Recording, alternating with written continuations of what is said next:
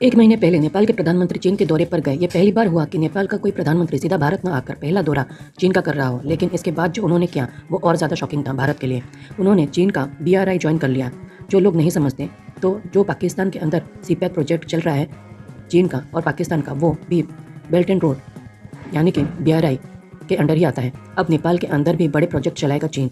यह एक भारत के लिए सीधा मैसेज था कि नेपाल किस तरफ जा रहा है। लेकिन एक महीने के अंदर ही नेपाल को यहाँ पर भारत की मदद की ज़रूरत पड़ चुकी है। दरअसल आप अपनी स्क्रीन पर देखिए, रिपोर्ट आ रही है कि नेपाल के अंदर महंगाई चरम सीमा पर पहुँच चुकी है। खासतौर पर खाने पीने की चीज़ें बहुत ज़्यादा महंगी हो चली हैं। इन्फ्लेशन बहुत ही ज़्यादा तेज़ी से बढ़ रहा है और इसका सबसे बड़ा कारण बताया जा रहा है नेपाल में अनाज की कमी। रिपोर्ट्स बताती है कि नेपाल इस समय अनाज की भारी संकट से जूझ रहा है और जल्दी ही अगर नेपाल को अनाज नहीं मिला तो वो बहुत ही ज़्यादा बुरी मुसीबत में पड़ जाएगा और उसके देश में खाने पीने की चीज़ों की कमी बिल्कुल देखने को मिलेगी, जिस वजह से नेपाल को चाहिए कि अनाज, और इसीलिए नेपाल आ चुका है भारत की शरण में। रिपोर्ट्स बताती है नेपाल को 2 लाख टन अनाज भारत से चाहिए और भारत भी मदद करने को तैयार हो चुका है।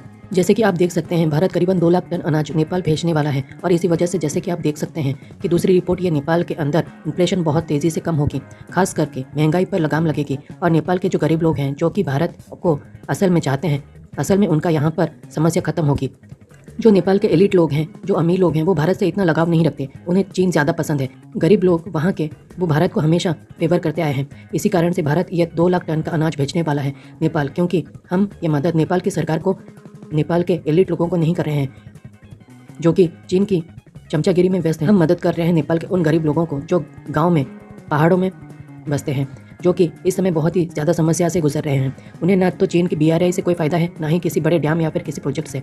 उसका फ़ायदा तो नेपाल के अमीर लोगों को मिलेगा, क्योंकि सारे ठेके, सारे प्रोजेक्ट तो उन अमीर लोगों को मिलने वाले हैं। इसी वजह से यहाँ पर फ़ायदा हम करवा रहे हैं नेपाल के उन गरीब लोगों को जिन्हें 2 वक्त की रोटी भी ढंग से नसीब नहीं हो पा रही है। इसीलिए भारत ये 2 लाख टन का अनाज भेज रही है। बात नेपाल की इस नई सरकार की जो KP ओली शर्मा के नेतृत्व में है, तो उन्हें हम कैसे ट्रीट कर रहे हैं, इस बात का अंदाज़ा आप आर्टिकल से लगा सकते हैं। जब नेपाल के प्रधानमंत्री पहली बार किसी देश की यात्रा करने वाले थे, उन्होंने चुना चीन को, वो चीन चले गए। तो उनसे पूछा गया कि आज तक जितने भी प्रधानमंत्री आए हैं उन सब ने पहला दौरा भारत का किया है, आप भारत की बजाय चीन क्यों गए? तो उन्होंने पता है क्या कहा? उन्होंने कहा कि मुझे इन्विटेशन ही नहीं आया था, भारत ने मुझे बुलाया ही नहीं, इसीलिए मजबूरी में मुझे चीन जाना पड़ा। यानी कि भारत KP शर्मा ओली को इतना नापसंद करता है कि अपने देश में बुलाना तक नहीं चाहता। हम हर नेपाली प्राइम मिनिस्टर को अपने देश में इन्वाइट करते आए हैं और पहली बार KP शर्मा ओली जब बने थे तब हमने उन्हें भी इन्वाइट किया था, लेकिन उनके जो कारस्तानियाँ हैं उससे भारत इतना नाराज़ है कि हम उन्हें अपने घर में बुलाना तक पसंद नहीं करते।